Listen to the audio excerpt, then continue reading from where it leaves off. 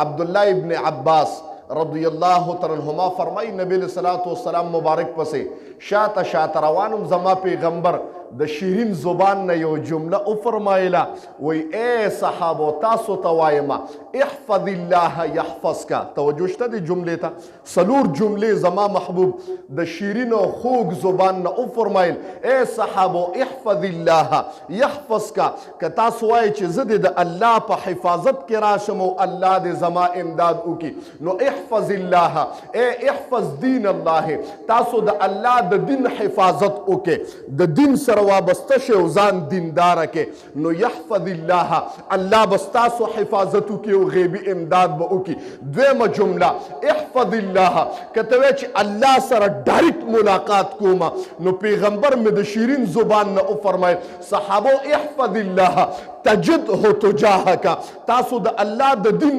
امداد وکي د دین سره ځان وابسته کې د علم سره ځان وابسته کې د ایمان په کټګری باندې ځان پوره اوتله وګوره صحابه کرام چې د جناب محمد رسول الله صلی الله علیه وسلم مبارک د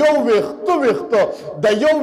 وخت برابر سنت ترنه نه دی پاتې شوی او زه اکثر په خطاب کې تاسو ته وایم اکثر تقریر کې تاسو ته وایم چې د صحابه وجودونه کټ شو خو د جناب محمد رسول الله سنت په عمل کې دوت نه دی پرېخي صحابه کرامو جانونه قربان کړو لیکن د جناب محمد رسول الله سنت په عمل کې دوت نه دی پرېخي د صحابه اولاد دین د پاره کټ شو لیکن د جناب محمد رسول الله سنت په عمل کې دوت نه دی پرېخي صحابه کورونه پرېښود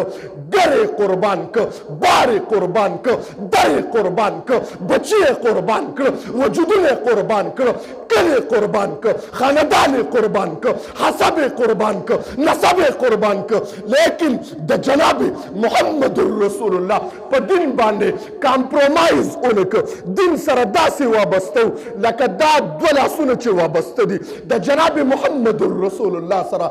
داسې وابسته لیکن دا لاسونه چې وابسته دي بیا زما رب د هغه دپاره په قرآن کې یو اعزاز ورکه قرآن په باندې نازل شو صحابه په باره کې زما رب د قرآن یو جمله وفرمایله او صحابو سنو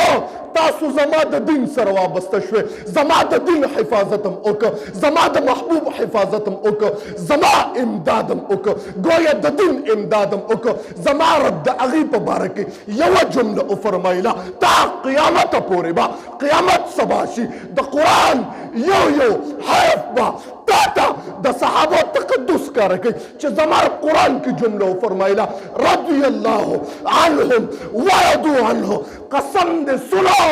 تمام کائنات ته وایم چې زه رب د دې صحابو نه راضي یم محترمو دا اعزاز ملو شو ولې محترمو ولې ملو شو رضی الله عنهم اغي ځان د دین سره جوړو که صحابو احفظ الله يحفظك صحابو تاسو د دین حفاظت وکړئ دین سره وابسته شئ يحفظ الله الله بس تاسو حفاظت وکړي بله جمله ورپسې وایم احفظ الله تجده تجاهك صحابو که تاسو وایئ چې الله سره ملاقات کوم تاسو ته وایم د الله سره ډایرکټ ملاوم احفظ الله تجده تجاهك د دین سره وابسته شئ د دین امداد او نصرت وکړئ د جماعت نصرت او امداد وکا د الله والو نصرت او امداد وکا د قرآن نصرت او امداد وکا د قرآن حفاظت او امداد وکا د تبلیغیانو نصرت او امداد وکا د طالبانو نصرت او امداد وکا د علماء نصرت او امداد وکا د مجاهدینو نصرت او امداد وکا